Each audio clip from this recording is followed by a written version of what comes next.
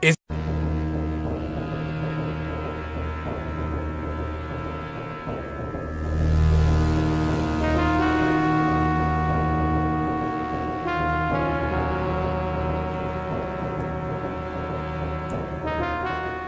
Hello everyone, and welcome to episode 2 of In One's Kin. I'm so excited for today because it's going to be awesome. I am here with Ricky. Hello, Ricky. Robert. Hello. And Veet. Hello, hello. And we're going to listen to Robert today talk if we want to live. That's right. We are doing the Terminator franchise. It's going to be good. But before we get into that, let's talk a little bit about what has been going on this past week with our podcast, which almost has 100 views on SoundCloud. That's just SoundCloud. We've had almost 100 views. That's awesome. Listens, mate. Listens. Whatever. Can't view us yet. You have to look at it. I will watch that orange bar move to the right. Exactly. For an hour and 10 minutes. People add comments. People add comments. Entertainment. I prefer to just put it on my iPhone, stick my headphones in, and go about my day. But okay, if you want to sit there in front of your computer and watch that bar move across, yeah, you got to listen to the bar, and you got to add little comments so that they show up as people are listening. Such as where I corrected myself and put Lunatics Unleashed. I said Looney Tunes Unlimited. I corrected myself on the progress bar. Wait, it's called Lunatics Unleashed? Yes, Lunatics Unleashed. Everyone should look it up and see why cartoons almost died. No. How about not? It's bad. But the episode's good, so listen to the episode. Don't listen to Lunatics Unleashed. Also, that reminds me, I do need to make that minor correction. I mentioned Tim Curry was in the Thunderbirds movie. He is not. I got my wires crossed. He's actually in this whole other thing that is terrifying, where a bunch of real-life human children on a spaceship encounter the Thunderbirds planet, and they use clips from the original TV show and have Tim Curry as like a computer mediator talking between them, and it's god-awful, and I just didn't get a chance to mention it, but it's just this weird saying. So yeah, Tim Curry is not in the movie. I'm sure there's like some really like just disgruntled Thunderbirds fan who is going to like send me an envelope full of anthrax because of that. So I'm trying to like curb that out of the way. He's just going to show up to your house dressed like Pennywise. Oh jeez. Oh man, Yep. Guys. So I enjoyed it. I enjoyed our progress. I enjoyed where we're at. I hope that we have a good episode this time. We're even going to have dissent among the ranks because some of us haven't enjoyed the Terminator franchise as much as others. Very true. Oh, Well, I feel like Robert enjoys it. He's just more passionate about it, so his hate is more burning. So, Robert, you are in the hot seat. It's going to get pretty hot today. Not really. So, what are we didn't even talk about the week that was. I mean, we did, kinda. What was the week? Well, I'll tell you about my week. I tell you, I couldn't sleep that first night after we recorded the podcast because I was on such a high. I've received quite a number of complimentary feedback and compliments from family and friends, and I'd like to say thank you to all those people who spent time and listened to our shenanigans. I have been so looking forward to the recording this week, and I vow that I will use the word a lot less than I did last week. Now you're thinking about it. You're you just wrecked yourself. It's gonna be a drinking game. I'm not going to mention. It could be a tricky game, but yeah, you know how you listen to yourself and you're more critical about yourself than you are about anything else that you listen to. So You get used to it after a while. That's true. And as I go on, there's a lot less ums. I think I was just nervous to start off with. Yeah, so, you'll eventually come to realize that no one else is paying attention to what you're perceivably messing up on, so it's okay. Exactly. No, see, what we do is we turn this into a meditation podcast, and we just go, The wrong sort of ums, mate. The wrong sort of ums. Tuvan throat singing, the podcast. There you go. But no, it's been a great week, and I'm looking forward to bigger and better. Oh man, I just had a shocking moment where I went, did I press record? And then I had to check. Yes, we are recording. Great. Okay. As far as my week went, I have been just horrifically and terrifyingly sick all week. It has been unpleasant in ways that I wish to not describe, and exceedingly uncomfortable.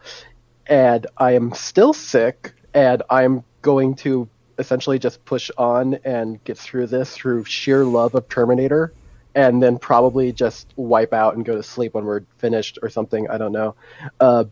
I also managed to get a Cintiq delivered to my house from Wacom so that I could do my art on that beautiful, beautiful monitor of it. And it's been a lot of fun to use, but I've also spent most of my time in front of it, turning my head and trying not to cough all over it.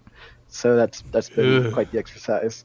Yeah, I know. I'm just like, it's so much. It's so beautiful. I don't want to like just spray goo all over this monitor. Purell, mate. Purell will fix everything. I'm sure it will, but I'm just saying, when something is that expensive. yeah, you don't want to use harsh solvents on a monitor at all. No, I made the mistake of using Windex on my glasses once, and it removed the protective coating. It was awful. Yeah, $1,000 glasses completely ruined the lenses. Yeah, Oh, don't wow. use on anything that's at least somewhat sensitive, because it removes the coating and it also makes it yellow eventually once enough sunlight hits it. And this is eyeglasses prescription, by the way. This wasn't sunglasses, so it was rough.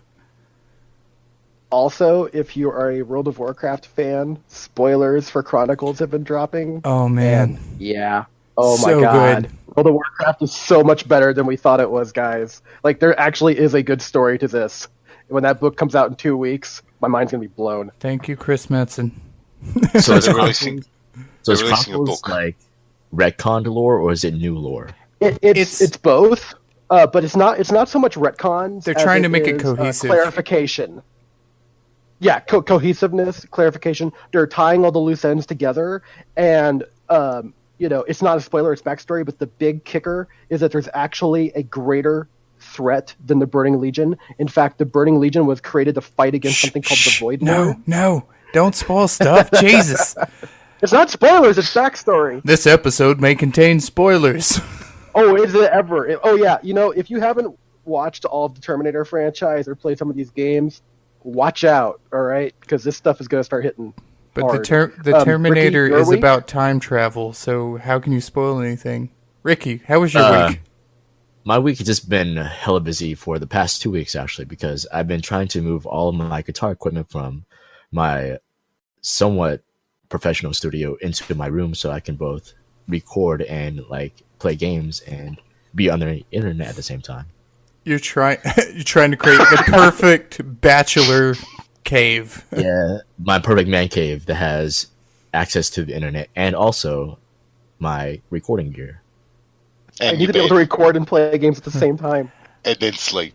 I could use the bathroom and record music without moving from my chair. Yeah, if I can never leave my room, let alone my house, that would be perfect. So you've got a mini fridge? So Yeah, what I music should- do you record, Ricky? Is it like your own creation or for Do you transpose? somebody else? Well, I'm a session musician, so I mostly record for other people. Like, they contract me to, like, they just say, hey, here's the sheet music. I have around 1 or 2 weeks to get it down, and then I just play it, like, right off the sheet music without, like, how it would sound, like, like off MIDI or something. Oh, that's Right. cool. Like just note by note, it has to be exactly like the sheet music. And then I Okay. just record that and I send it to them, and they just say, "Oh, this is good. Here's your check," and that's it. And so they use that. Do they? And I'm sorry, I don't know the technical terms. Do they superimpose that on top of other instruments, or they use that's sole? Well, they do what they want with it, because what I do is most of the time I record a dry recording that has like no special effects, no distortion, no delay on Sure. it, and then they put their own stuff in it. They do whatever they want with it. Like they can add it to their tracks, and they can put distortion, delay, whatever they want to it. Gotcha. Okay, That sounds super cool. it does. Interesting.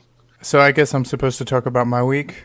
Yeah, go ahead, mate. My week is the same as every week. I desperately look for jobs. Yay, being a graduate of college. It shouldn't be funny, but you make it sound funny. It's awful. I've resorted to looking at the career center for my school, and the pickings are slim. What areas are you looking for? Job. Yeah, yeah, okay. There's job and then there's job, mate. Come on. What are you hoping for? Job. It's like search job. So if you're listening, everybody, we're going to All right, well, I'll ask you the GoFundMe same for- question next week then. No, seriously. I got asked recently. I said this. Someone asked me what my current job was. I said unemployed, and I'm currently looking. They said, "What do you hope to be once you find a job?" And I said, "Employed." To be able to take the UN off. You have to aim higher a little bit. I'm caught in the paradox loop of can't have job without experience, can't get experience without job. Yeah. Thanks, baby boomers. But yeah, hopefully something will happen. But no, I'm This enjoying. podcast is- I got plenty of time this to watch podcast is Terminator stuff, and podcasts are fun. I guess I do True. that okay. So is it eventually. time? Can we move on to the It's goody time. goody? Yeah. Yes. The Okay. nougaty center of our podcast. Let's get into it. Robert, give it to us. All right. So, Terminator is one of my absolute favorite things ever. I have been a fan of the franchise quite literally my entire life. As long as I have been aware, I have known and liked Terminator. I grew up with it. And for the maybe 5 people on the planet who don't know what Terminator is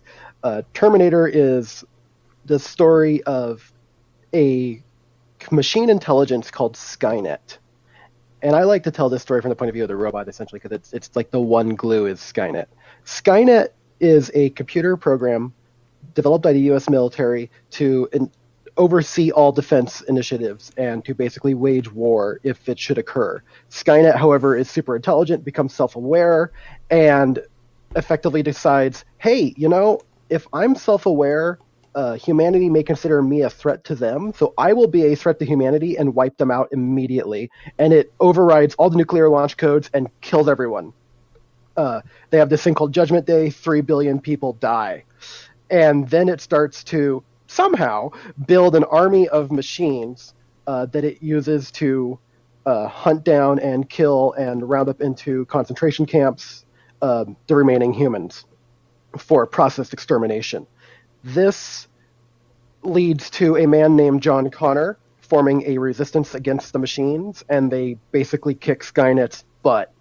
And Skynet, in desperation, being the super intelligent computer that it is, invents time travel, because that's just what you do when you're a super intelligent machine.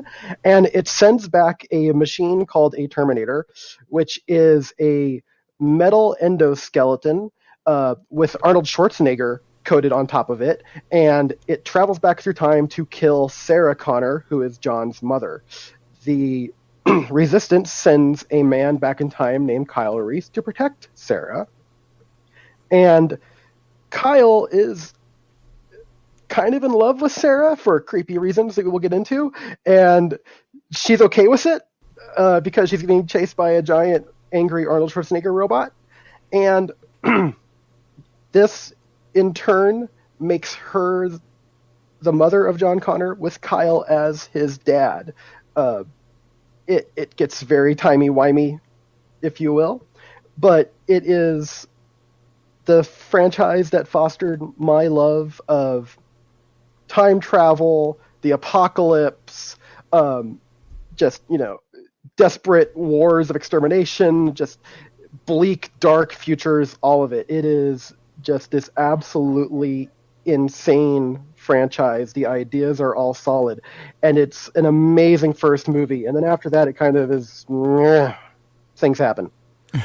That's Terminator. So you said it fostered your love for wars, the apocalypse, robots killing people. So it solidified you as American. Yeah, I guess you could say that. I mean, that's not exactly how I would put it.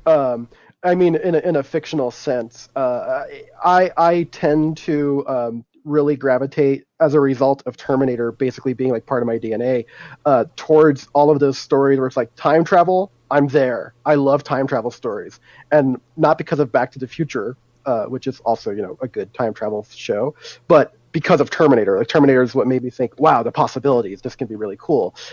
It also made me like kind of like apocalyptic, just desperate wars for the sense of selflessness.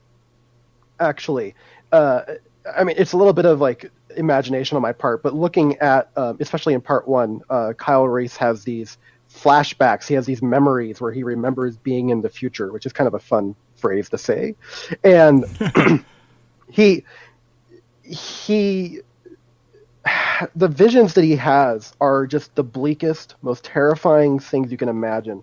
It's completely dark all the time. The ground is just littered in human skulls. It's horrific, and yet people are fighting back.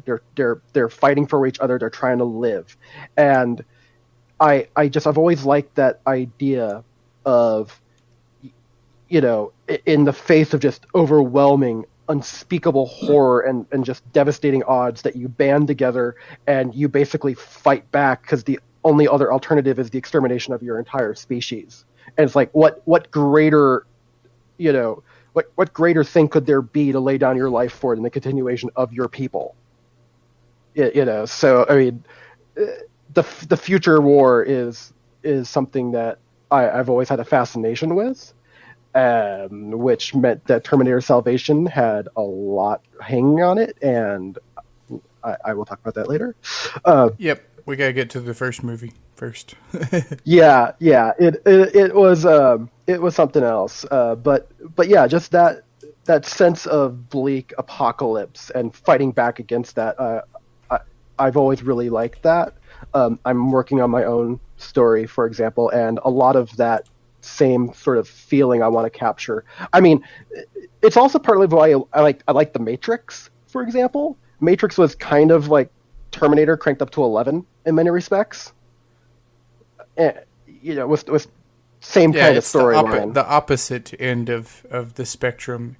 In a choice to kill humanity, they instead chose to use them.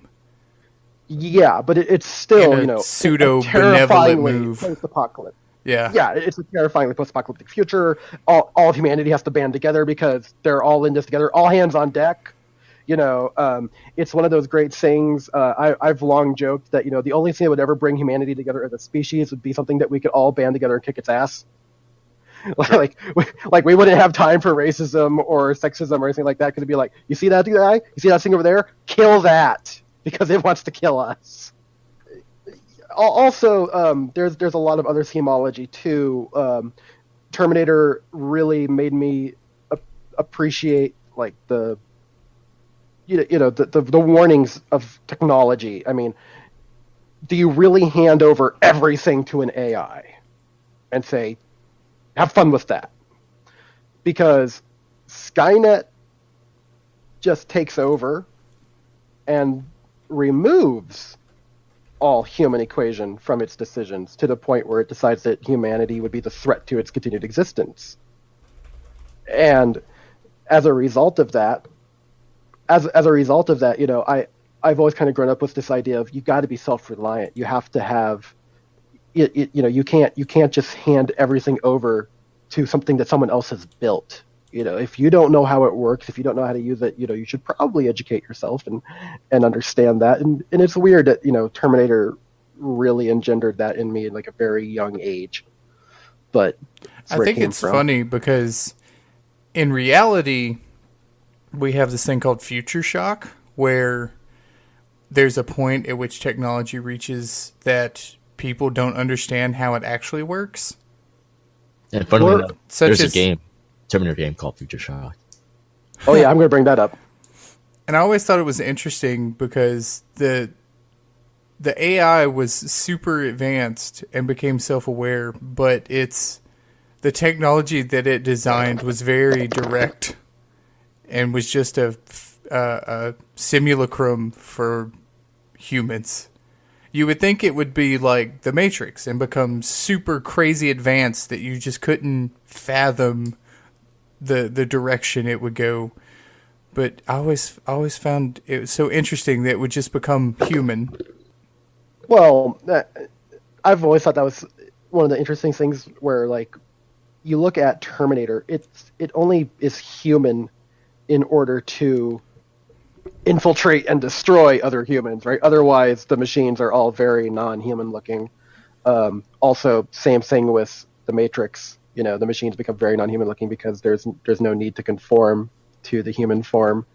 I've always found that to be a weakness of writing for a lot of people, where they assume that everything will just become humanoid, and we are not the most efficient form of possible.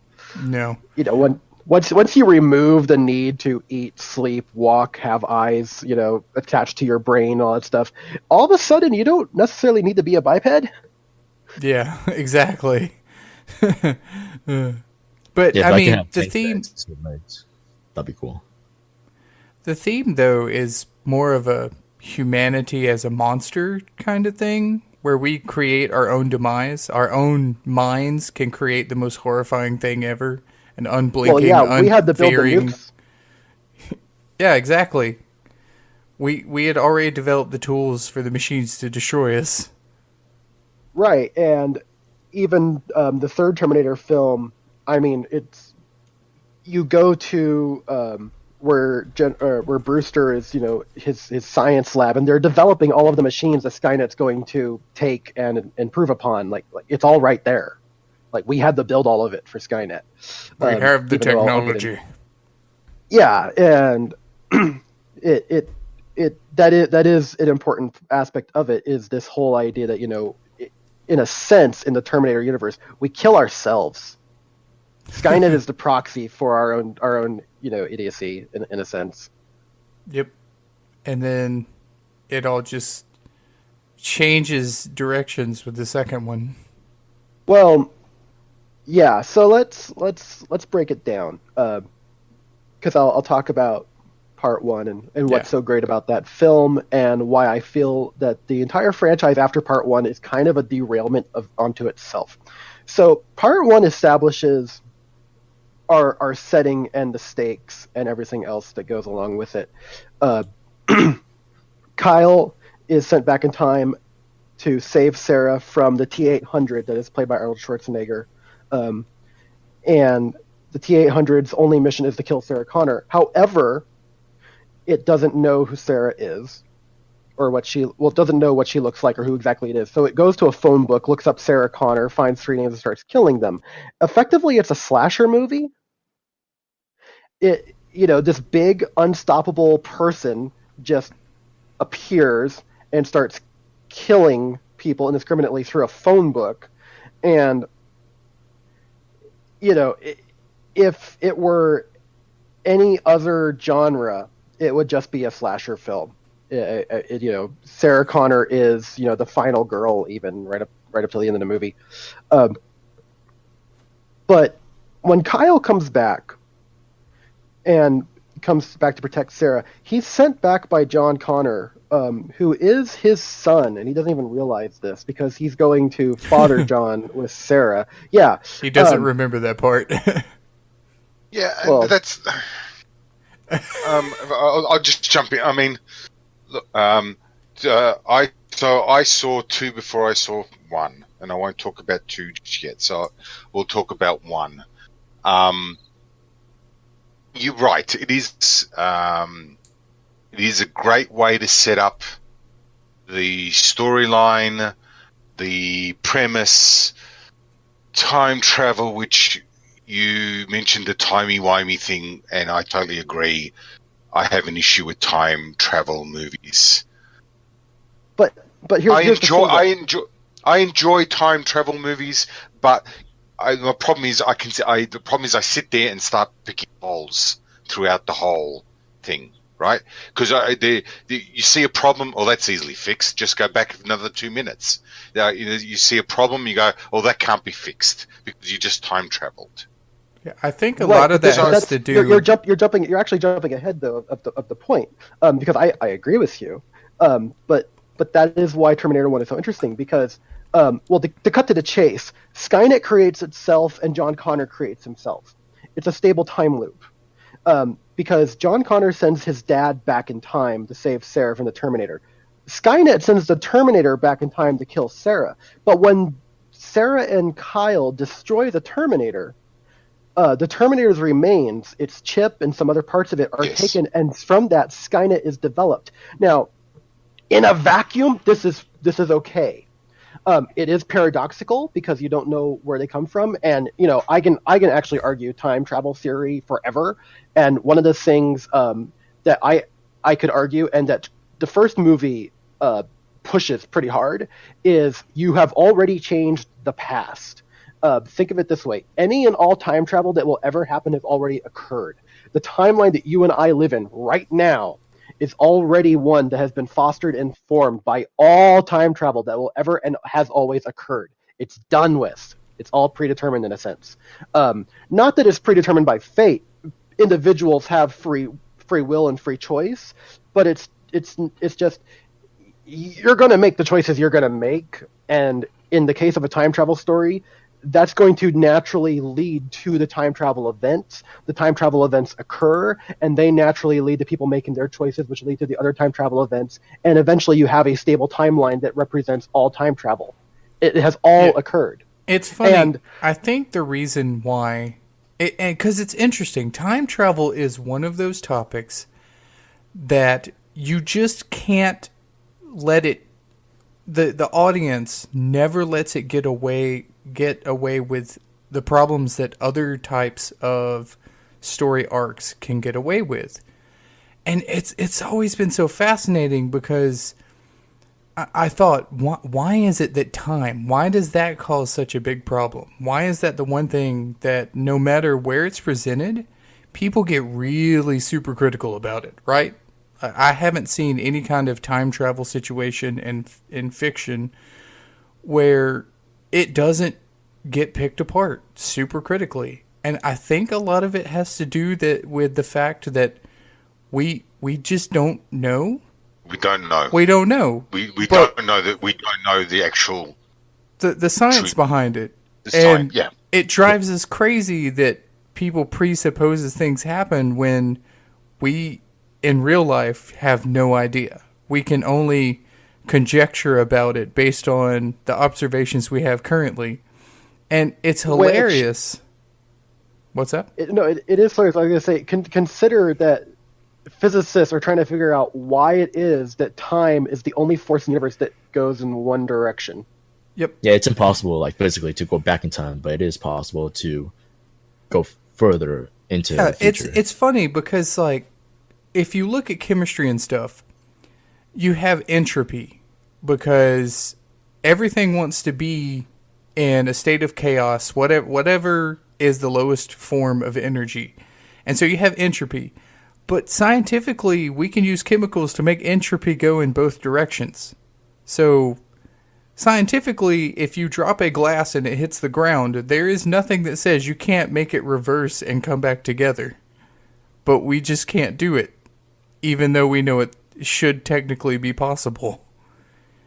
Well, I personally have always wondered, what if time actually does flow backwards and forwards? You just can't perceive it.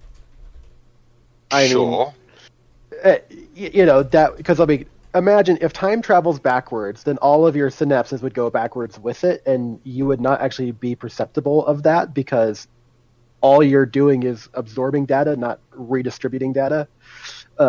And that would also say that like time travel then would essentially be you removing yourself from the displacement of the time and just re-injecting yourself at some point other way. But that gets really weird. Yeah, it gets crazy. Time travel is so crazy.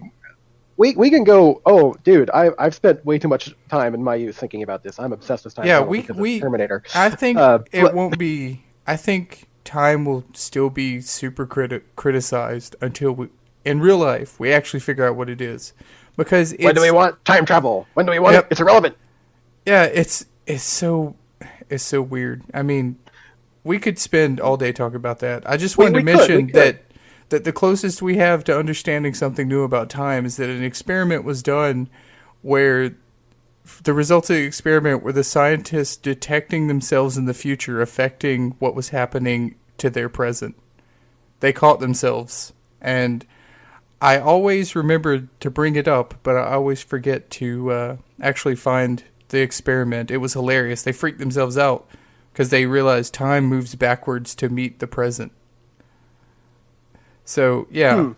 So, time is crazy. Hang on. So, time moves backwards. I'm just trying to get my head around that. Time moves backwards, meet the present. Yes, the future isn't a static thing. We're not moving towards it. It's like a ripple in a mirror. Both of them are moving to coalesce. The past is moving forward, and the future is moving backwards. To collide and make the present. Okay. That was the result of the experiment because they were getting inaccurate measurements because they were affecting the spin of atoms, and some of the atoms weren't spinning correctly. And then they noticed that when they were taking the measurement, that they had detected themselves earlier messing with it in the future. It's trippy. Fun. Yep. But, right. So, yeah. But to go back to the fiction of this, because I mean, time travel. Wow. Yes. Right. But to go back to the fiction of it, it's a stable time loop where John and Skynet create themselves. And the movie pretty much determines that this is it. It's over. It's done with. There is nothing else to do from here. For example, Kyle, at one point, he's under arrest. He's in a police station, and they're interrogating him as to like, what is up with your crazy story? And one of the things that he actually says is that Skynet is beaten. He talks about how they've smashed the defense grids and that they've won the war. Like Skynet is done with. The human resistance has won. And sending the Terminator back in time is Skynet's last-ditch effort to win this war. Right. Yeah, because if it can, as Silberman puts it, a sort of retroactive abortion, if it can prevent John from ever being born, Skynet just logically concludes that there won't be a resistance. The TV show suggests that is not correct. We will get to that. Yeah, but the entire idea that Skynet is defeated, there is no more time travel to be had. Like, all of this stuff is basically put forward. Of course, Kyle doesn't know anything beyond the point where he's sent back, of course, so there's no way of knowing what the heck happens once he travels back in time. But as far as he knows, it's over, it's done, the war is finished, Skynet got wrecked, and this is it. This is the final battle. Even the intro of the movie, there's a scroll that talks about how the machines rose from the fires of the ashes from the nuclear fire in the year 2029, blah, blah, blah, blah, blah. And then it says, the final battle will not be fought in the future, it will be fought today in our present. And all of this suggests, as a one-shot movie, that this is it. It's finished. The entire story is concluded. There's nowhere else to go from here. And that is a seriously downer note for Sarah Connor at the end of the film, who, she's pregnant with, John, and she's basically looking at a future where she knows her son is going to be the savior of mankind, but before that, there's going to be a nuclear apocalypse that she can't stop. Right. And that is how that movie ends. And I've always thought that was just like the craziest, most awesome way to end the movie. And remember, I grew up with this. Like I was watching this before there was a Terminator 2. So when did you? Yeah. How old were you when you first saw it? Oh, I couldn't have even been 5. 5? It came out in '84. I was born in '84, and I grew up on R-rated stuff, man. Yeah, One of my first movies was Child's Play. Yeah, I wasn't watching that, but I was watching Critters, Terminator, Aliens, yeah, just all of it. You were 5 when you first saw Terminator. Oh, I had to have been. I mean, like I said, I have no conscious awareness of when I first saw this film. I have grown up with it my entire life. Okay, so here's what I'm wondering. So in the first Terminator, when Kyle Reese got sent back in time to rescue Sarah Connor, did he know that he was the father of John Connor already? No, he does not. So, like, him impregnating Sarah Connor, like, wouldn't it have messed up some kind of timeline, like, if, like, she met up with someone else and he was actually the father of John Connor? But that's the thing. You see, it's a stable time loop. Like, there never is anyone who is the father of John Connor other than Kyle Reese. It never occurred. Even in the original timeline, it is a paradox because essentially the future exists for him to come back from always. It is supposed to mess with your mind. Right, it's like the reverse grandfather paradox of like... Yeah, instead of killing your grandfather, you make your son. You're creating your grandfather, yeah. Pretty much. Yeah, and Skynet is the same thing. Skynet sending the Terminator back in time creates Skynet. Yeah, so think of it this way. I've always enjoyed to think of it this way. John Connor and Skynet exist in a temporal loop purely to fight each other. They exist outside of the constraints of time. And almost. I mean, not really. I mean, they are physically constrained within the timeline, but they are just kind of manifested out of this paradox to wage war with each other. Okay. And it's crazy. It's just completely crazy when you think of it that way. Now, where I said like it's a little creepy is, obviously John knows this because his mom tells him. And John gives Kyle a picture of his mom as a sort of good luck charm for apparently no reason whatsoever. Air quotes. Yeah, exactly. He's like, here. Get me the sperm donor to this woman. Yeah, I want you to dream about this woman. It is creepy. Yes. Yeah, it's supposed to be creepy. Yeah. And it's funny because like here's basically John ensuring his own existence, and when Kyle even travels back in time, he has this line that in any other context would be absolutely creepy, where he's talking to Sarah about this photograph, and he goes, "I memorized every line. Wondered what you're always thinking." He's like, "I came across time for you, Sarah," and it's like it should be creepy, but at this point she's being chased by a future robot, and she's just like, "Whatever, I don't care. Let's have sex." Yes, that's exactly how women think in the 80s. Can I just say now, that was the worst sex scene I've ever seen in the movie. I'm sorry, but Linda Hamilton, her acting ability ain't great. It just ain't. But let's I think Arnie's a better actor than she is. She looks the part. She looks great. No, sorry. She looks great in Terminator 2. And she starts going all... No, but I was going to say, if you think it's not... Go on. You go. The dreaded overtalk. In the first one, James Cameron doesn't know. She's supposed to be 19, and she's poorly dressed. She doesn't look 19. She looks 35 throughout the whole movie. It's the 80s. Yeah, that was 80s style. If you were in America and you were 19, you look 35. Lots of drugs were going around. That was the 80s, man. That was the 80s. That movie is a time capsule. If you remember the 80s, you weren't there. Yeah, no, the movie's a time capsule. Did you see that answering machine? Like the buttons, my iPhone's is smaller than the buttons on that thing. Right? Yeah. I get that. Anyway, it's fine. And then she ended up marrying James Cameron for crying out loud. Oh man, it's so funny. So, We could be mad at the time travel. He's mad at the sex scene and the actress. I know. no, the sex scene was awful. Look, no. I agree with Robert in that respect. The Terminator in its own, if you encapsulate just that movie, Yeah. the time travel is acceptable. Yeah, the first movie, the timeline is a Mobius strip. It's I just agree one-sided with loop. it is. Right. It's the I most agree with plot-critical sex scene of all time. that.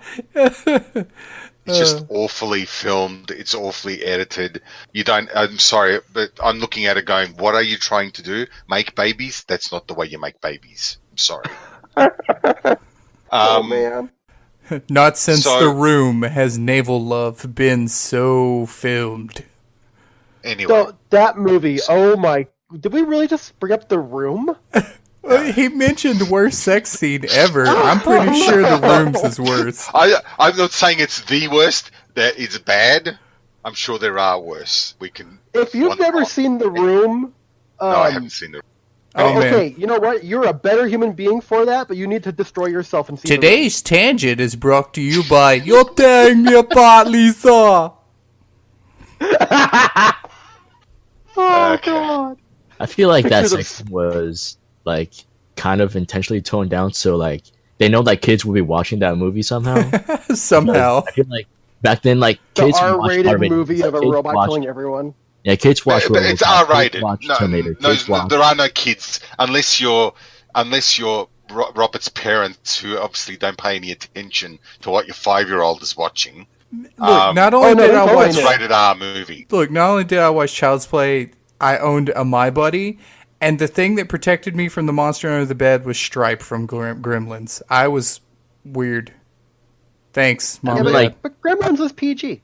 I mean, like there were RoboCop video games, there were Terminator action figures, RoboCop action figures. Those were all R-rated, like series and. Look, there movies. was a Toxic Like, there was a Avenger marketing towards cartoon. kids. There were Toxic Avenger cartoon and action figures. That is not for children, but it was the 80s. No kidding. Yeah, so I feel like they knew that, hey, this kids were going to be watching this movie because it's a cool robot man with human skin on it. So let's have like a really toned down sex scene, and that'll be it. Veet's so mad about that sex scene. Trust me, it's not rated R because of the sex scene. Okay, Right. It's just it ain't because of that. All right, just not. No, it's if it, you've also got even a full frontal 5-year-old would nudity look on at, Schwarzenegger. 5-year-old would look at that scene and go, "That's not the way you do it." Okay, I've hit my sister's Barbie with the G.I. Joe. That is not how it works. exactly. So, man. I'm prepared to accept that Terminator on its own capsule is yes, it's dark, but a good complete movie. I'll give it that. Veet's And like that's how I feel about Veet's it. I like think the part sex one scene is so bad that the porn had better sex in it. Jesus, Exactly.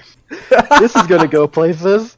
We are so derailed at this point. And by the way, That's if fine. with a drinking game, Veet's putting them under the table at this point. Oh, now he's going to be aware of it. Yeah, no, thanks, mate. Cheers. I didn't start off with a whole bunch of ums, so I'm sure I'm doing better than that. No, it was just that last part. No. All right, you brought it can up. we go on to Terminator 2? Yeah, seriously, which quit I talking think- about sex, you pervs. Which I think is a far more entertaining. I'm not saying it's a better movie. I think It's it's a better a far more popcorn. entertaining movie. Yep. Oh, it's a much more cinematically, entertaining movie. it is a better film. I still am one of those dummies I'm one of those hipsters that go, "Oh, you made a sequel, huh? Well, I'm going to compare it to Terminator 2." And you would be right to do so. So Terminator 2 is, as you said, a great film. It's also, for me, where everything just kind of goes completely off the rails. because none of it makes sense. The stable time loop that has been created in part 1 is thrown completely out the window. A T-1000 is sent back in time by SkyNet somehow. So I guess they didn't win that war, and SkyNet has enough resources to still build a time displacement device and send more dudes back. And it also has the ability to create a nanobot machine that looks like liquid metal, and somehow being solidly metal, because remember, in the time travel rules, nothing dead can go through the time displacement field, but this solid robot metal thing can, even though it has no living tissue.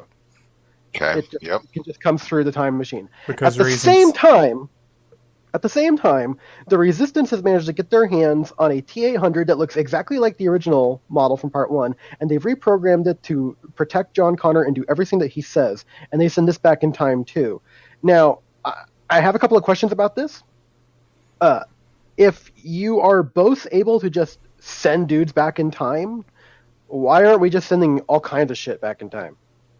I mean, we've got... No, but we've got...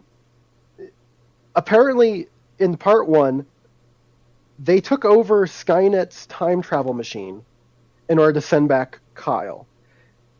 In Part 2, there is no explanation for why we're able to send a Terminator back to protect John.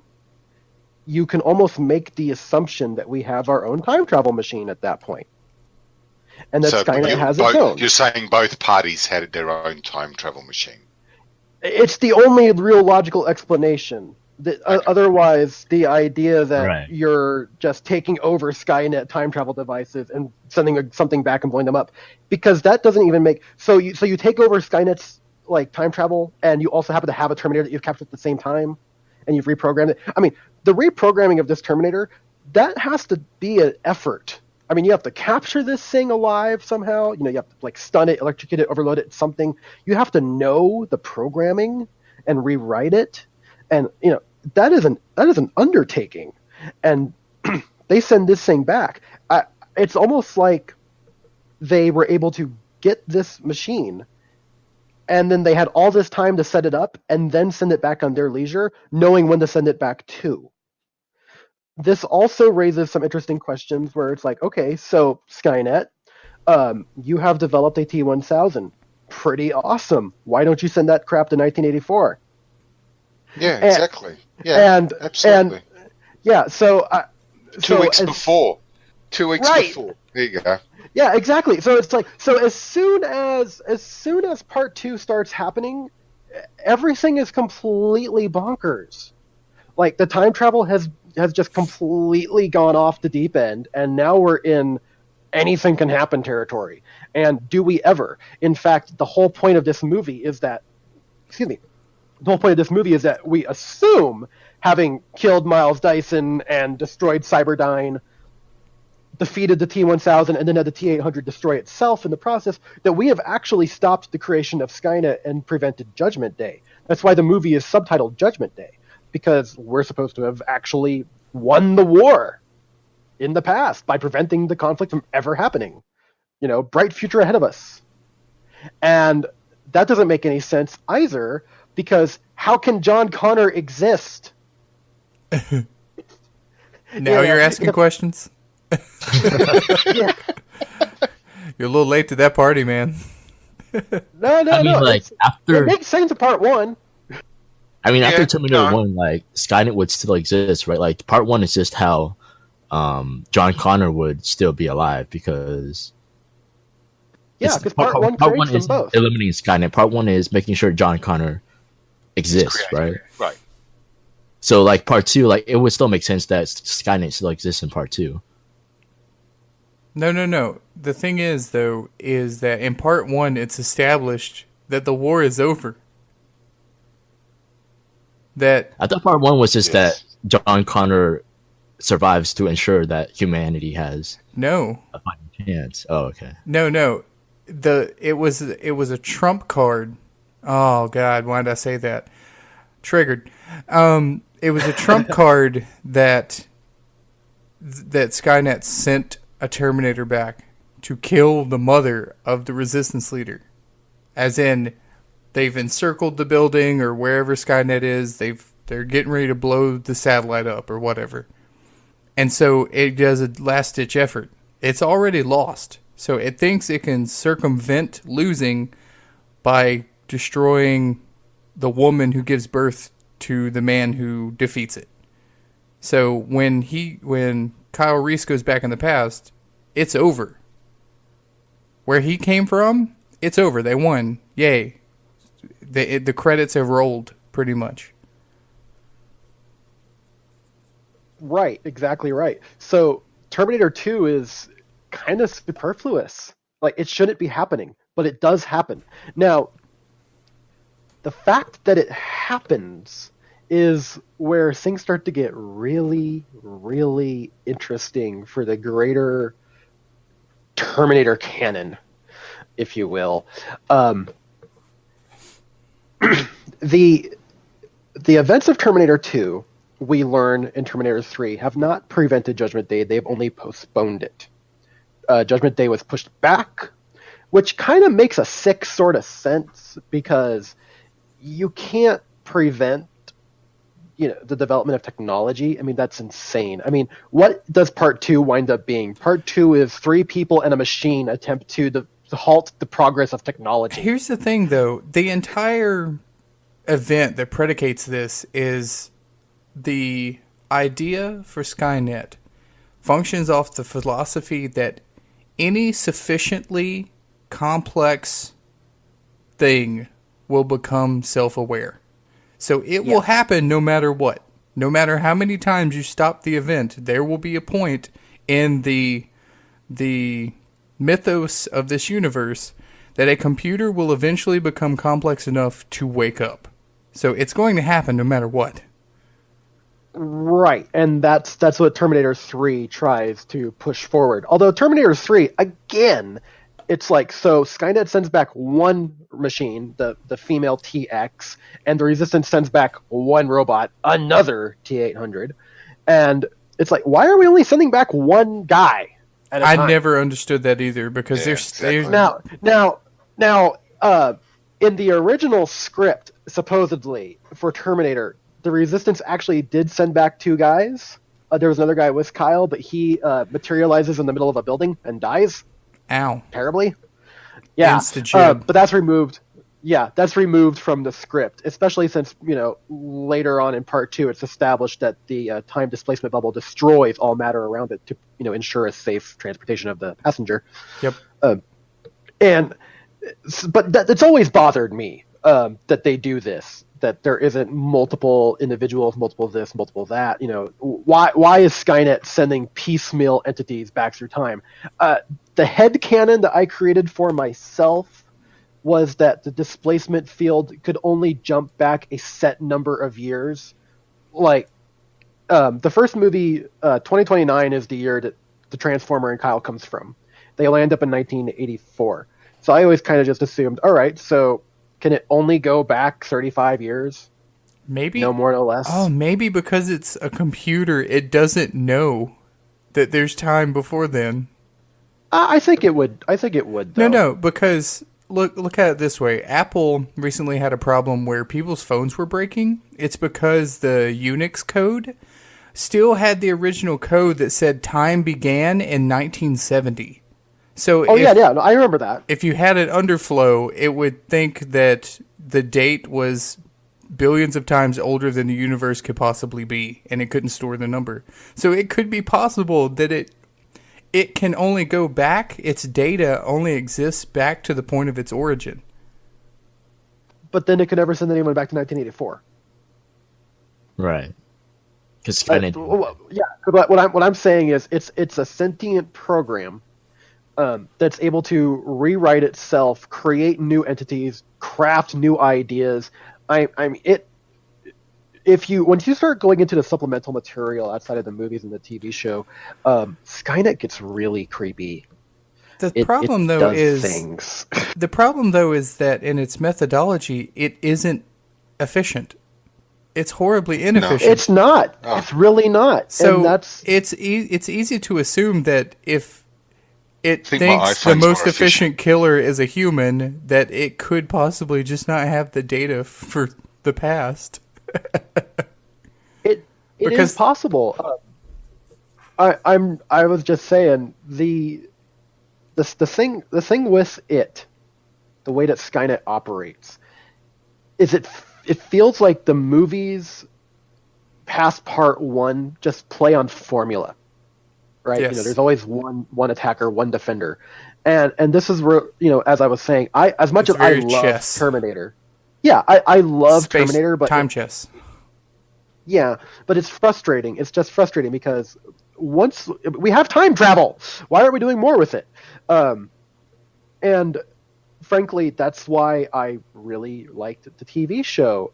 And this is actually a good point to segue in the timeline, because part 3 is actually negated by the TV show. The TV show takes place immediately after part 2 and ignores part 3 ever happening. That was All right, fun can I figuring out.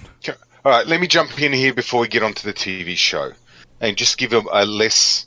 I want to. This is the way I see the movie. Okay. Sure. And, James Cameron, who's a nobody, makes Terminator. Lol. Prior to that, he was making Crud. Makes Terminator. People recognize him, see him as a capable director and creator. He then goes on to make Aliens. Well, that just goes through the roof, right? Now James Cameron, everybody wants James Cameron. Everybody's prepared to give him money. And he, 7 years later, makes Terminator 2.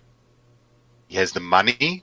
He has the budget, the ability to dictate how he wants this movie to look, and the technology is there. Because from what I heard, he actually wanted a T-1000 in Terminator, but didn't have a way of, didn't have the technology, the CGI to create it. Absolutely true. Okay, Yeah. so he had to George Lucas it and just wait for technology to catch up to his vision. Yeah, Okay. part 2 is a lot of his wish fulfillment, essentially. Right. So, in a way, the way I look at it, Terminator 2 is not necessarily a sequel. It's almost a remake. Right? He's now got the ability to make the movie he wanted to make in the first place. Yeah, no, And that's correct. and that he is drawn to wanting a bigger audience, a more success. So what does this Terminator 2 have that the first one doesn't have? Humor. Because now we're getting Arnie, broken accent, and him pretending to be a robot, which is like perfect for Arnold Schwarzenegger because he never has to speak more than a sentence at a time. I'll be To back. interact with the kid actor, and you actually have some humor interjected into this. Yeah, Okay. well, part 3 follows that same sort of formula, even though it's not James Cameron. Part 3 is Right. practically an action comedy. Right. Okay. Well, yeah. This is where, unfortunately, it stops for me because I've seen 1 and 2. Yeah, I saw And- 3. I can't tell you anything about it. I don't know why. I guess it didn't leave that much of an impression on me that I It's wouldn't even not remember anything good. about it. But Well, you're- no, it's not terrible, but it's not. It's definitely not up to par. It's where the franchise. I mean, the franchise plateaus with part 2. Yay. Period. I agree. And just to finish off, and you're absolutely right. There's absolutely flaws in the whole timey-wimey time travel thing in this movie. But for me as a movie watcher, like I said last week, I'm sort of more into the enjoyment, the being sucked in. If the movie is entertaining, then I will forgive its flaws. Yeah, That's what I think makes Uh, like, if- the time travel make sense, because it has to be entertaining over being like Accurate. efficient. Yeah, Yes. like if they wanted to just get rid of Sarah Connor, they would just go back to like her caveman ancestry and just shoot like that person in the head, Exactly. and that'll be You done. just That'll keep be like going a back, 5-minute movie. you keep going back, and you keep going back. Right. That would not be an that's- interesting movie. No, not at all. I think, oh man, because during our discussion, the whole thing that has flipped this on its head is the fact that I mentioned chess. And that's all I can think about now, is that maybe it isn't that smart, because it arises from a chess-playing AI. So if you're in chess, you know to take out the most important Right. piece isn't the king, it's the queen. Queen. Yeah. And so now Yeah. my mind is blowing up over here because I'm sitting here going, it arose from chess AI.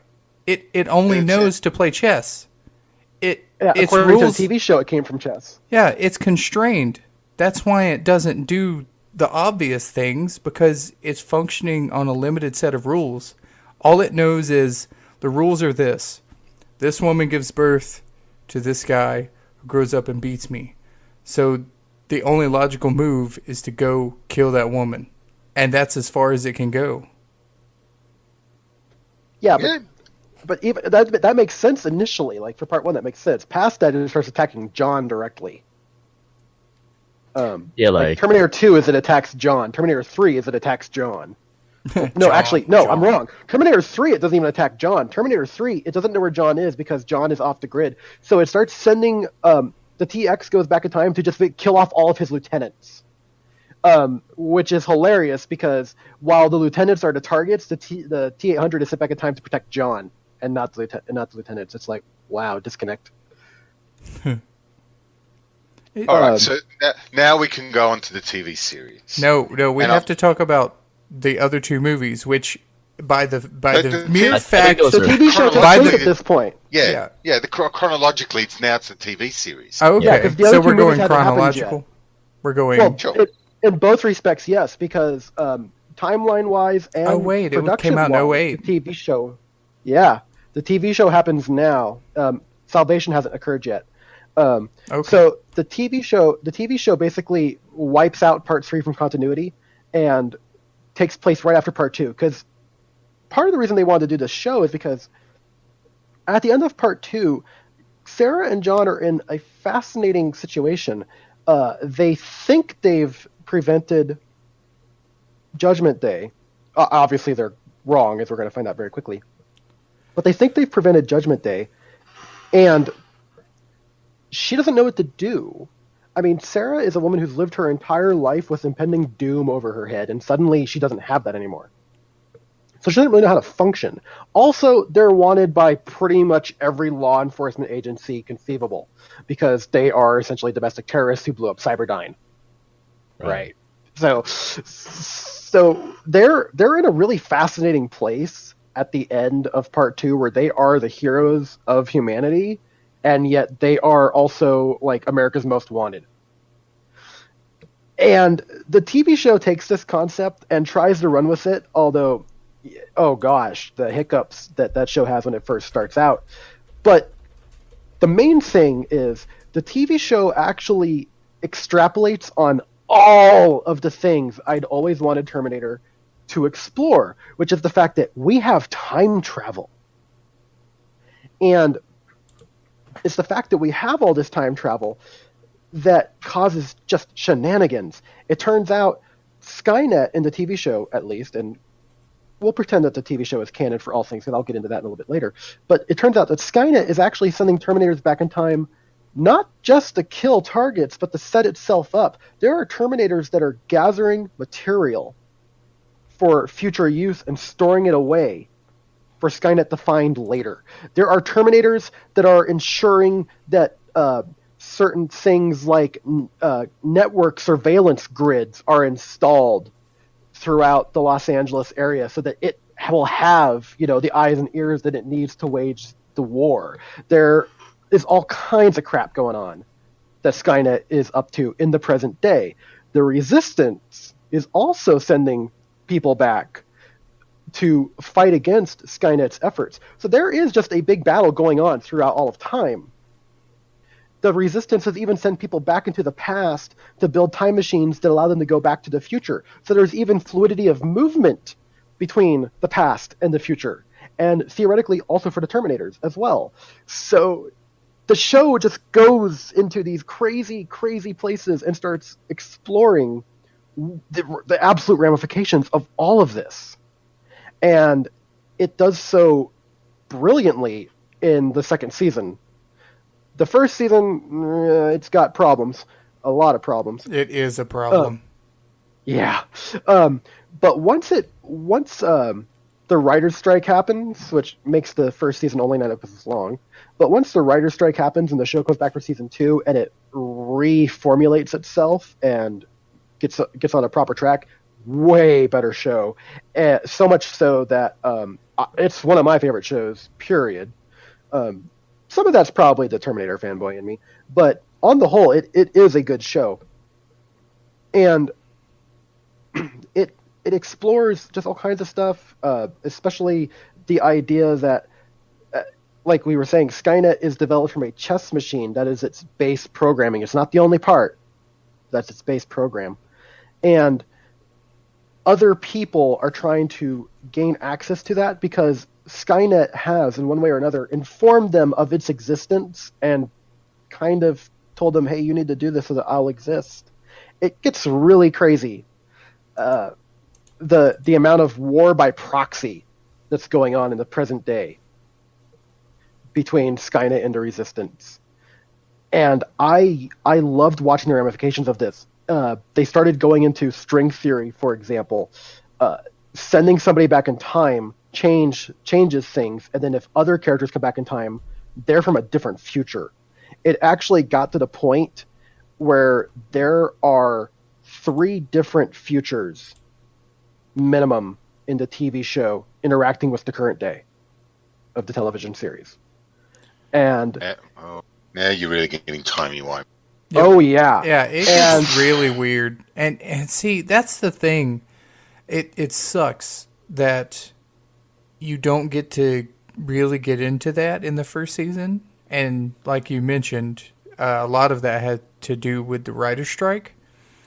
But even sans writer's strike, I say, as a person who's interested in Terminator, watching the first season, which I'm almost done with, it is rough. It is really, really rough.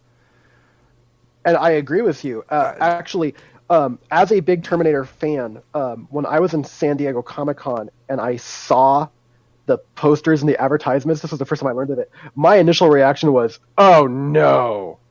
Oh, no. There's no way they can do this. It's not going to be good. And that first season kind of had my head in my hands for most of it. I was like, oh, man, this is just, oh, man. If I recorded myself discreetly just talking by myself as I was watching it, the most said word that I've had watching season 1 is, what? What? What? No. What? No. How does that work? What? Because there's so much stuff that structurally a lot of the show is just pandering. A lot of it is just pandering to the people who are fans of the first 2 films. There's the scene with almost every episode until you get to around episode 6 is there's a chase scene. The bad Terminator shows up.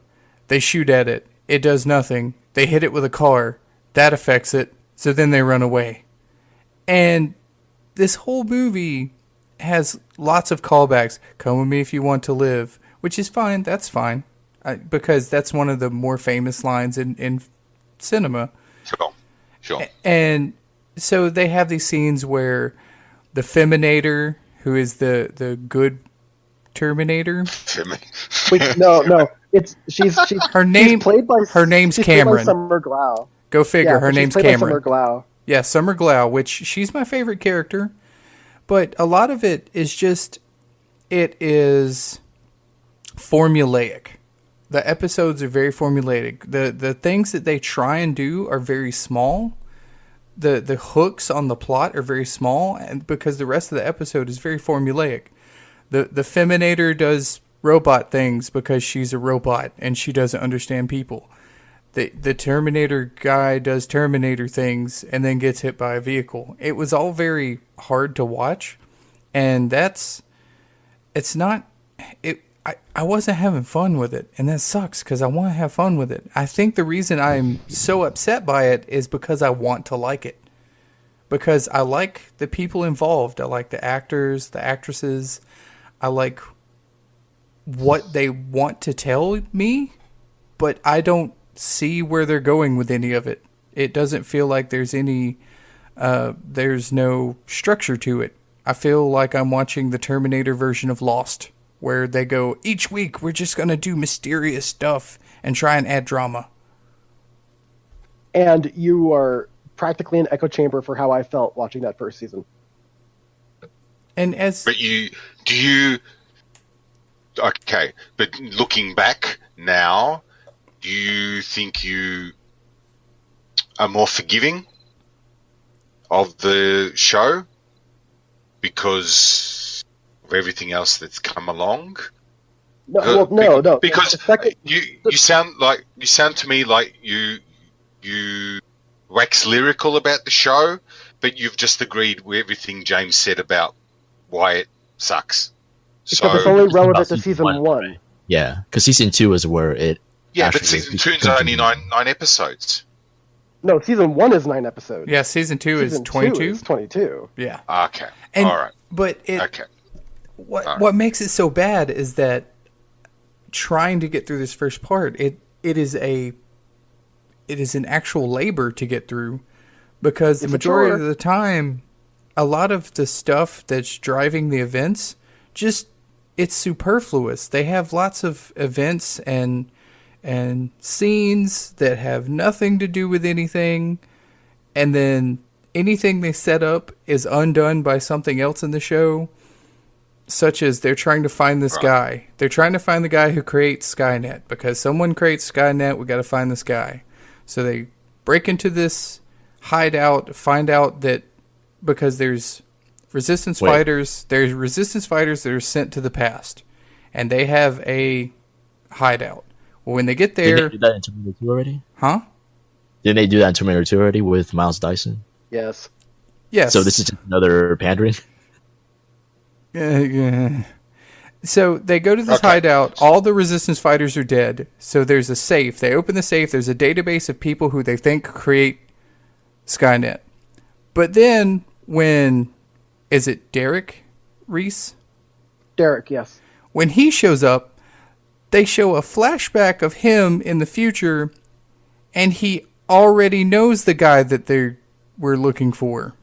Even though it's mentioned by the Feminator, no one knows who does it, we just know where and when. So why show him knowing the guy directly if you've already found him on a database, but no one's supposed to know who he is? Consider that she's not probably from the same future. It's just all weird. Well, I mean, why are these things important? Because they end up not meaning anything. Yeah, the one thing that I liked about I haven't seen it yet, but like what you said so far about it is that it approaches time travel in a more like realistic way, sort of, because like in the first 2 Terminator movies, it's like you're sending people back in time to change the timeline, but in reality, what you're doing is nothing changes in that timeline. You're just creating different timelines. I feel like that's what Sarah Connor Chronicles does better than like the first 2 movies.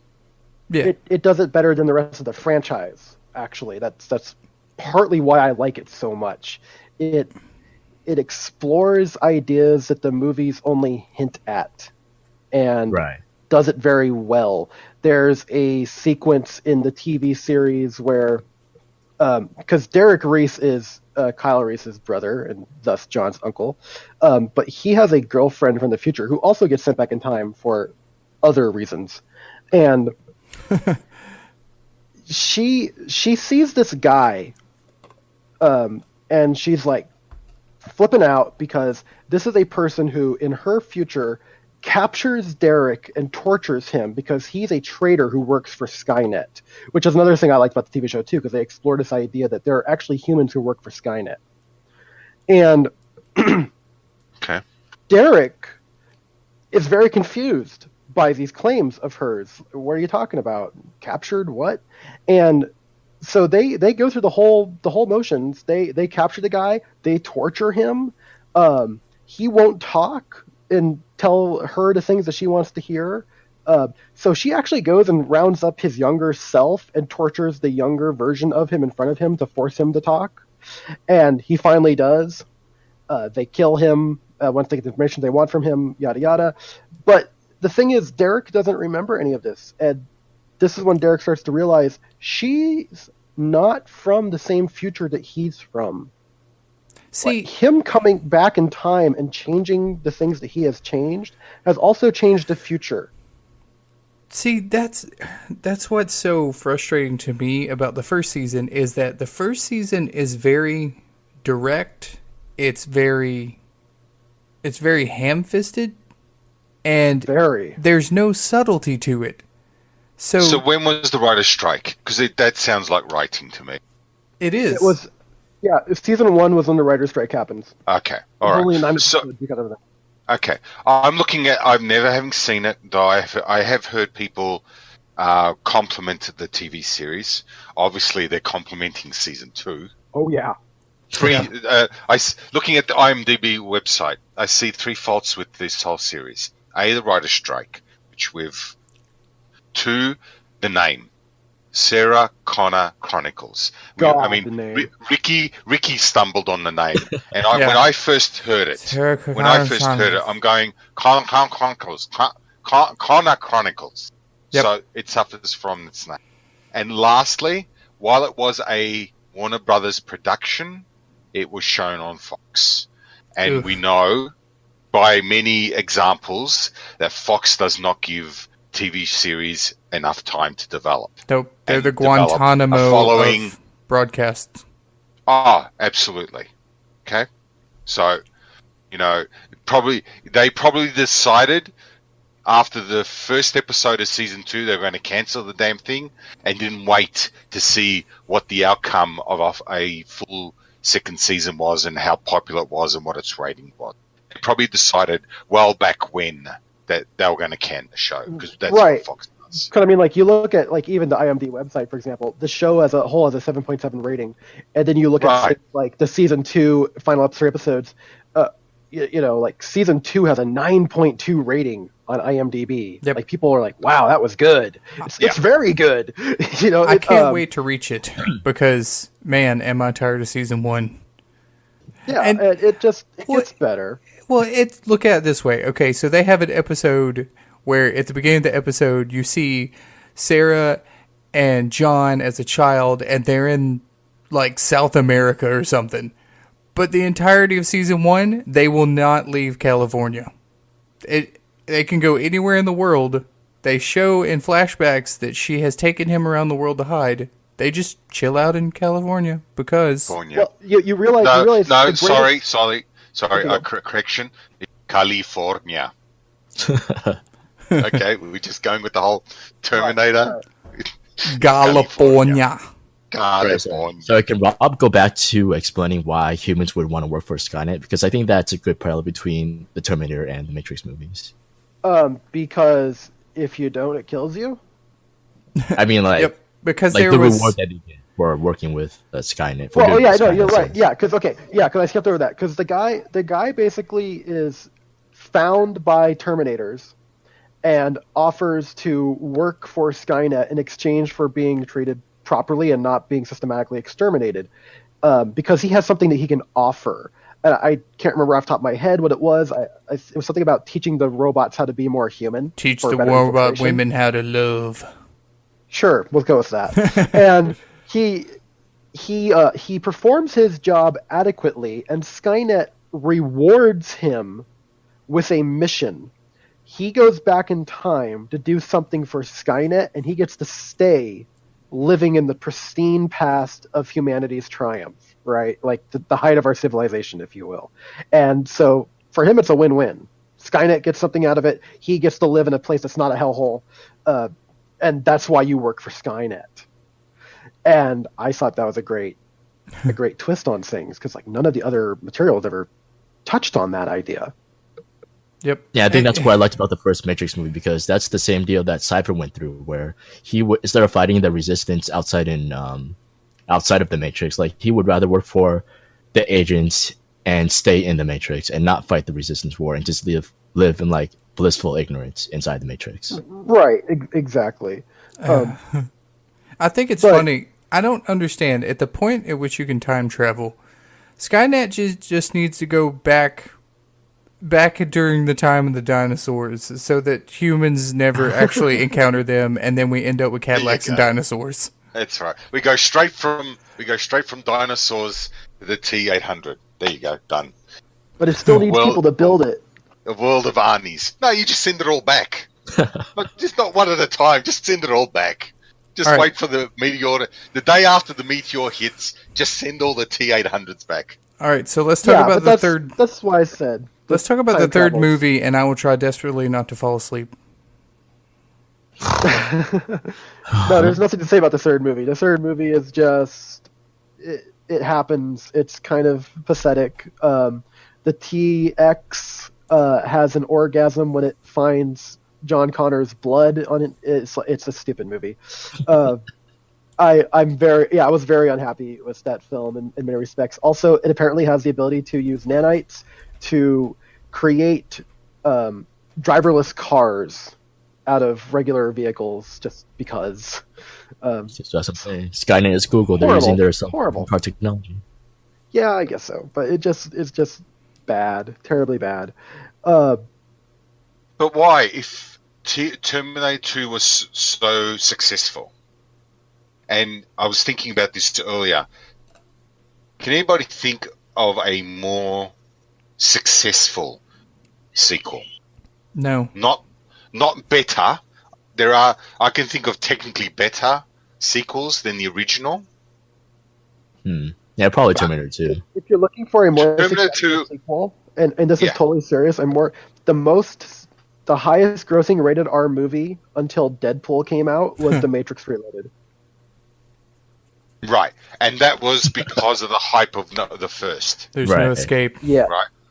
Right. And we'll talk about that later. And we will. So Terminator 2 has huge hype, very successful, huge money, and 3 comes along and nothing. Well, it's just very badly done. I do give it massive props, however, for having the balls to end its film with nuclear holocaust.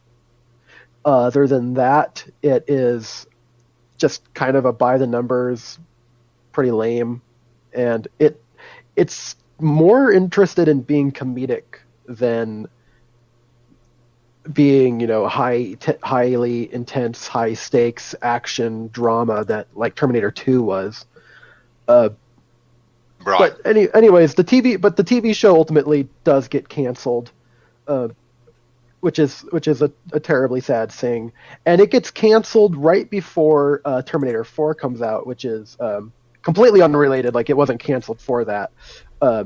It just had pretty low ratings, lower than Fox wanted, and Terminator Salvation winds up being part 4. Terminator Salvation is, no joke, the movie I have waited my entire life for up to that point. I had spent my entire life fascinated with the war in the future between the Resistance and the Machines, and I always thought, man, if you made a movie of that would be crazy. And the reason I was always obsessed with that was because of a game called Terminator Future Shock. Ooh, yeah. And great Bethesda game. Terminator Future Shock is a first-person shooter where you play a human in the future after the bombs have fallen, and the first level is you have escaped from one of the robot internment camps where you were awaiting extermination, and the Resistance soldier who breaks you out is mortally wounded, and so you pick up his guns and his gear and you get on the radio with the Resistance, and they basically lead you to their headquarters, and then you become a member of the Resistance. And this game had everything. It had infiltration of internment camps. You fought the HK tanks. You fought Terminators. You fought all kinds of unique robots that were made just for the game. You also at one point got to take one of the flying HKs, and you capture it, you carve out a cockpit, and you have flying missions where you fly around in a HK and fight other robots. It was just the coolest damn game ever. And I loved just being in the future, being in that world that I'd always had like this fascination with and wanting to see what that was like. And that game also did fun things with shooting conventions, because one of the things that the original Doom did, the first modern shooter, was it brought forth this idea that in order to make combat more interesting and unpredictable, they would just teleport bad guys into the room with you. And at one point in Future Shock, you start having time dilation bubbles just dump robots in front of your character because a SkyNet in the future is trying to stop your progress. And that game was just awesome. And I loved all of its ideas. It was actually heavily narrative driven. It had a great story. And just all around fantastic. So I am just obsessed with the future war, and trailers hit for this movie called Terminator Salvation, and oh, here it comes. I mean, like this is wish fulfillment on the grandest scale you can possibly imagine. I mean, it's 2009. I'm 25 years old. I can't wait. I've spent 2 decades waiting for this thing, and it wasn't that good. Why?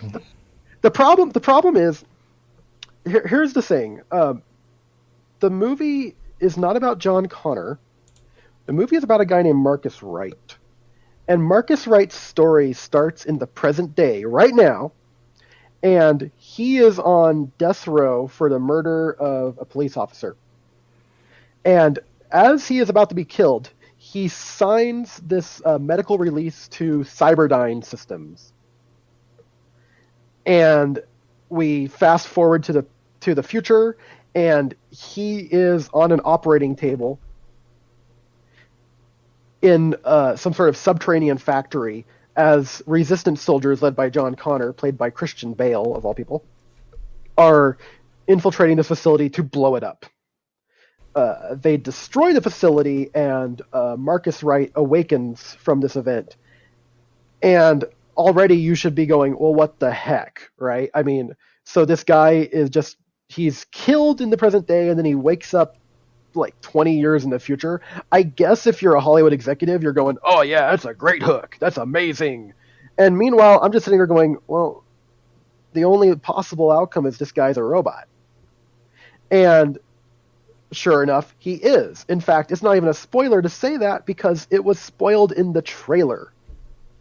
The trailers for the movie reveal that this guy has no idea that he is a robot. He's a organic Terminator. He's like 50-50, whereas like a Terminator is like pure robot with like 10% human over it. This guy is 50-50. He's half and half. He's got a human heart and a human brain. None of it makes any freaking sense at all. He shouldn't work. He takes absurd amounts. Well, he takes absurd amounts of damage. Like at one point, he gets flung over a lake so hard he actually skips across the surface of the water. Is his skeletal system metal? No, not all of it. But it's like, but he should not be able to. He should not survive that. So he's like Wolverine, sort of. It makes no sense, man. It is nonsensical. And the movie is about this guy, this guy named Marcus Wright, and how he interacts with John Connor. And it's a very convoluted plot, and it involves just all kinds of bizarre nonsense that winds up with a bunch of people getting kidnapped. SkyNet, for example, somehow knows that Kyle Reese is John Connor's dad, and also knows how to find Kyle Reese. Yeah. It makes no sense. So the Terminator kidnaps Kyle Reese, because somehow Marcus Wright just came across Kyle Reese. Like this is how Kyle joins the Resistance, is Marcus finds him, and the two of them together go about on crazy adventures until they get captured by SkyNet. Well, at least Kyle does. Marcus doesn't. Marcus actually gets back to the Resistance camp where he meets John Connor, and he tells John, hey, I was with this guy named Kyle. And John's like, oh my god, I have to go save my dad. And so John breaks into like this SkyNet headquarters facility thing, and then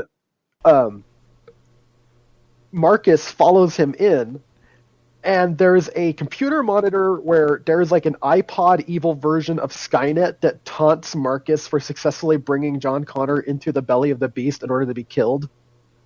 And then Marcus is like, why would I do that? And SkyNet's like, well, you have a control chip in your brain. And Marcus goes, oh no! And he reaches back into his head and he pulls the chip out of his brain because apparently that's all you need to do to subvert the will of SkyNet. Wow.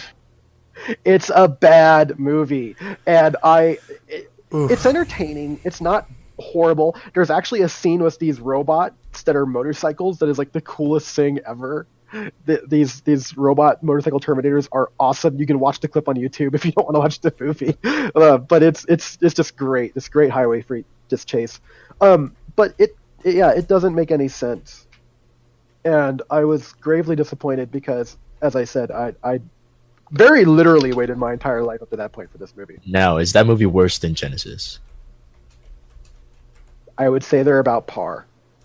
All right. The funny thing about it, too, is this is actually the second aborted story arc in the Terminator franchise, because the TV show is supposed to, have a third season, obviously. It does not. Terminator Salvation was supposed to be the start of a new trilogy taking place in the future. And the director of the film was convinced that he would be directing the next movie in the series, and then eventually that didn't happen. And so, years go by, and the rights are shifted around a bit, and then Terminator Genesis happens, which just happened a little while ago. And also they could get Arnold Schwarzenegger back into the... Yeah, because you're right. Arnold Schwarzenegger is not in Terminator Salvation, although a computer-generated version of him is for a couple minutes. Yeah, so Terminator Genesis, and I think that was the problem, is probably there's some Hollywood exec going, yeah, this franchise needs Arnold in order to survive. I don't believe that. No. But, yeah, but you know how executives are thinking about this. They're like, it has to have Arnold in it. So they concoct this crazy thing where they try to basically do a Star Trek style reboot. Ooh, where right. where they because it's okay. The thing about the Star Trek reboot is all of the movies are still canon. All the TV shows, all the movies are all canon. Yes. Because they can't have the events of the new Star Trek can't actually happen without those other movies and stories. Right. And there's even a comic book, for example, where the Picard crew fights against Nero before he time travels. It's crazy. So what Terminator tried to do was the same thing. They tried to have a movie which was all the other movies still happen, but this one's different. Because remember what you guys had said, why doesn't Skynet just send the Terminator back further? Well, that's what the movie's based on. A Terminator is sent to attack Sarah when she is a little girl at her family's cabin. It's actually the cabin that her mom was in when she calls her in part 1. And so this Terminator is sent even further back. The Resistance, because this is just what the Resistance does, manages to send an Arnold Schwarzenegger model back to that time period as well to save Sarah. Now, the Terminator ages over the next, 20 years that it's there, as Sarah grows up, which explains why the Terminator looks older, because obviously Arnold is older. Oh, so he was sent back at her birth? Or... No, when she's 12. Yeah, oh. she's like 12 or something. Yeah, and so when Kyle Reese is sent back in time, he is not actually sent back in time to the past that he's expecting to go back to. It is sent back to he is sent back to a past where they are actually being chased by a T-1000 in 1984, and Sarah and the original Terminator are prepared to intercept the Terminator from part 1, and they destroy it. And then craziness happens, and Sarah and John actually time travel forward in time, and then the Terminator waits even longer and gets even older to being the Arnold Schwarzenegger of the present day. And they fight against Skynet. They fight against a crazy version, a new evil Terminator that is actually John Connor, as spoiled in the trailers. And it's not a terrible film, but again, like Salvation, it's just not that good either.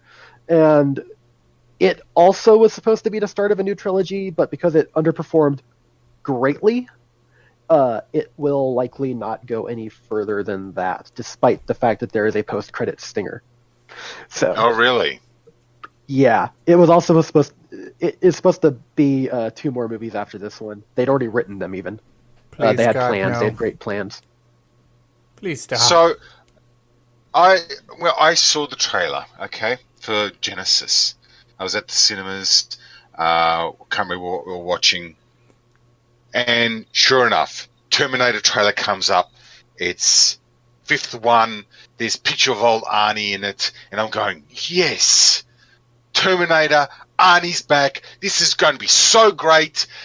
And you've just told me the whole story. Maybe did you a favor.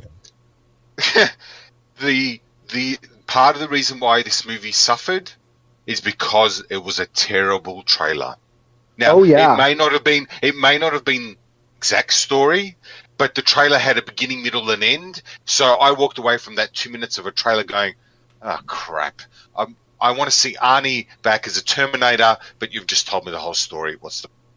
Yeah, and they really did. They really did tell you the entire plot. I mean, if you had gone into that movie not knowing, because what happens is SkyNet, and this is what I mean, like, things were going to be kind of crazy. Like, I was actually kind of interested to see where this goes, because there's a SkyNet. SkyNet travels back in time in a Terminator body, like actual SkyNet. Like, it is in a body, the actual entity, SkyNet, and it attacks John Connor as they're sending Kyle Reese back in time, and it injects him with a nanobot thing that actually replaces his body with robots. So it is still John Connor, but he is now a John Connor compelled to do the whims of SkyNet. And he is also sent back in time to create a better, more powerful version of SkyNet to ensure his future. And it just, like, it had good ideas. Like, it actually wasn't crazy, but it's not executed very well. And the fact that the trailer gives that away up front just removes all tension from the first half of the movie. Completely. That's super dumb. Well, why do they do that? I don't know. Look, I don't know why they do that. Show me a trailer. Show me some of the special effects. Show me, like, a good trailer for me almost is something that focuses on the first 15 minutes of the movie. I agree. You know, there was spoil the first 15 minutes of the movie. Let me think I've seen the whole movie, and then when I go see, I'm going, oh, now the movie really starts. Yeah, exactly. I remember when I was a kid, the trailer for Jurassic Park: The Lost World actually showed, well, not the trailer, but the TV commercials that came out the day the movie came out, said something along the lines of, "They're gonna get you where you live," and then it started showing scenes of the T-Rex running around in San Diego, and I'm just like, what? That's Really? the third act. Yeah. It's so And, dumb. I mean, thankfully I'd seen the movie before I came home and saw that, but wow. Yeah, there's this Doesn't make any sense. trailers nowadays just, I don't understand, but their format has become garbage. Because Well, they give too executives- much away. Executives don't trust you to just go see their movie. They want to entice you, so they try to tell you, come see this because this is this awesome thing that's going to happen. Well, it's kind of like Marvel Comics, not their movies, but Marvel Comics for quite a while there was actually being ridiculed because their advertising for their comic books was quite literally to tell you what will happen in next month's issue. You should buy this comic because then you will see this happen. Just read the blurb and you're caught up on the comic. Yeah, and they got a lot of crap for that. I don't know if they still do that. I've stopped reading Marvel comics lately because of things that they did to Spider-Man. One More Day is awful. One more day. Why? We mentioned him last week, but J. Michael Straczynski was the writer of Spider-Man for 10 years, and that was the last story arc that he wrote, and he almost didn't want to do it. He actually argued to not have his name on the cover, but Marvel was like, no, you're going to do it. And I went to Comic-Con the year after he wrote that, and there was a panel for him that was a focus on Straczynski, and Straczynski said, Peter Parker would never make a deal with the devil, and the room erupted into cheers. So he did that under protest. Just Wow. putting that out there. Oh And now we're man. talking about Spider-Man. Yeah, we've been on a long journey tonight. It's been fun though. I've enjoyed talking about this because like I love Terminator, but man, there are things about it. But I love it. I will never ever stop loving it, and I just wish it had done better by itself in the last 15 years or so. Yeah, Yeah, sure. but we feel You're that about the way. last. But We feel But that way it's about a simple. lot of franchises. yeah, I'll just wrap up by saying this about it. Terminator is still present in our everyday life. Okay, it's not even just for nerds. No, Skynet is okay? the because de facto I do reference. this. Okay, right. There's something I do. I sort of half know I do it, and half the time I don't know it. But so you guys know I work as a nurse. If I leave the room that I'm working in, I have to let one of my colleagues know so that they can keep an eye on my patient. So if I have to go get supplies or where I have to go, I walk out the door, and what do I say? Sort I'll of be back. in my, I'll be back. I just do it. Like I said, sometimes I know I'm doing it. Sometimes it just comes out of my mouth. I'm walking out the door and I'm going, I'll be back. My worst Arnie impersonation ever. And I guarantee you 9 out of 10 people I say that to, and I work with people quite a wide range of, say, 21 to about 50 plus. 9 out of 10 know I'm quoting Arnie and that it's from a Terminator movie. I think it's funny that every day we're talking about our technology and science is growing every day, and the de facto reference for the direction of AI is do not make Skynet. Yes, absolutely. I crack that joke all the time. It's Don't- like, oh crap, you're making Skynet. It's You're making Skynet. when, Yep. when does Skynet become self-aware? Yeah. I think that's funny. absolutely. I Yeah, think it's a Sorry, go. I think it's fun. It's gotten rough over the years, but I think it's fun because it's within the realm of possibility. We will always be thinking Absolutely. about it. Yeah, and the last thing that I want to put out there for Terminator really is, so there's all these different franchises, right? There's the video games, there's the movies, the TV show. Consider this just for fun. All of them are canon. And what's actually happening is that there is a multi-dimensional war being fought across time by proxy. Yep. Wait, do you mean RoboCop versus the Terminator is canon? Sure, why not? Yeah. I need that movie in my life. I mean, but no, I mean, really though. I mean, like there's only very subtle hints at this, but there is some suggestion that Skynet is actually kind of aware of and in communication with other Skynets. You mean across the multi-timeline dimensional rift? Yeah, across like the multi- Yes. So while the Resistance may not be aware of it, what they're really trying to do is fight a multi-dimensional battle in the hopes of just preventing Skynet from achieving total victory in one of them. Oh man. Just throwing that out there. Like I said, we could talk about this forever, but we do need to wrap up. Yep, because we do. Terminator is terribly deep. When you remove the movies from it and you actually just start talking about like the minutia of it, Terminator is really deep and fascinating, and that's why I love it. Yep. So I think it's cool. First and second movie, great.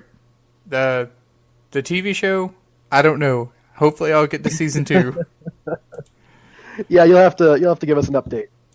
Yep. So, And I'll watch Genesis when it comes out on TV or a cheap and expensive way to watch it. I'll watch it. Watch 3 and 4 while you're at it too. I mean, Yeah, they're not worthless. No. 3 is a lot of But fun. I won't go out of my way, but if it's there, I'll watch it. Arnold's in 3. Yeah, 3's better Yeah, than the first true. or the 4 and 5. yep. So guys, it looks like it is time to say good night. This is episode 2. I think it was good. So if you want to contact us with feedbacks or thoughts, tell us how you enjoyed it. If you didn't, what could we improve? What could we not drone on about? Because I'm joking. This has been... I've enjoyed episode 2 immensely. Episode 1 was fantastic. I think we're getting better all the time. So if you want to contact us, it's inonsken@gmail.com. No space, no hyphen. INONESKEN. We are on SoundCloud and iTunes, by the way. So make sure... Yep, make sure if you have a preference, listen to us on either one. If you're on iTunes, give us some good ratings. Please, that actually helps us. Give us that 5-star rating. Veet, is there anybody who's given us 5-star ratings? Actually, we do. I got 3 on our New Zealand iTunes that have given us 5-star ratings. I have Onara Kunkosei. I hope I pronounced that correctly. Kiwi Mage and Big Veet. And I've got no idea who that third person is. That's 5-star. I wonder. But it is a very easy, very simple way to do us a favor and get our name out there. Get on your iTunes and give us a 5-star rating.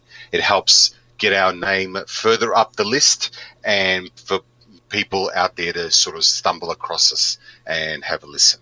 Yep. So it's great. Super good. We're also on Twitter at N1skin. We're on Facebook, facebook.com/N1skin. All one word, no hyphen. Not hyphen, apostrophe. So yeah, that's episode 2. Please, if you've enjoyed this, next week we will be listening to me talk about Sam Raimi. So the homework for this next week will be to watch any of the Evil Dead movies, watch Darkman, which is a cool movie. See if you can watch, if you know where to find them, watch some of the Hercules legendary journeys. All right. So because that's So going to good. be an example of not only Sam Raimi as a director, but as a executive producer, because his particular style of cinematography leaks into whatever he works on. Any other things to add, guys, other than good night? If somebody's got very limited time, what would be the one movie, one episode to watch that gives you the best example of something great from Sam Raimi? Evil Dead: Army of Darkness. Spider-Man 2. Spider-Man 3. No, why? Hang on. Spider-Man 2. Okay, all right. I'll put it this way: I don't do horror movies. Oh, well, that's the thing. Army of Darkness isn't horror, which I will explain later. Sam Raimi attempted horror. He was so bad at it that it was a comedy. So then he just moved into dark comedy. That's so how true. bad he is at horror. It's just a comedy. Evil Dead was like a serious horror movie? It tried to be, but it was hilarious. Oh, wow. But we're already talking about next week's topic, so... Yeah, no, that's fine. I just wanted to, like I said, I'm sure people out there have got limited time. They're going to be able to watch it all. But if you highlighted one or two definites... Yeah, just people Army of can then- Darkness is a perfect example. It's where he refined it. He realized what kind of director he was, what flavor he liked. It's a great movie. And you don't even have to watch the other two Evil Deads because they couldn't get the rights from the studios, and so they had to keep remaking the movie and retelling the story from scratch, kind of. Funny. Yeah, definitely Spider-Man 2 for like more modern Sam Raimi. Yes. Yeah, And Spider-Man 2. Yeah. Yep. Don't watch Okay. Spider-Man 3. It makes me sad. Sure, that'll Also, come do next not week. watch Cleopatra 2025. You will be triggered so hard. Don't. Oh. Or do watch it, and then we can. It makes sense when we bag on the bad bits of Sam Raimi. You know. I mean, if you really want to see Gina Torres, watch Cleopatra 2025. Yeah, I burnly watched Cleopatra 25 just from keeping TNT on in the background. Or Jack of all trades. There's lots of stuff. But yeah, Lost definitely. World. There's so much stuff. All right, I'm rambling. Guys, thank you. It's been fantastic. Episode 2, guys. Check us out next Yep. week. Bye. Thanks, everyone.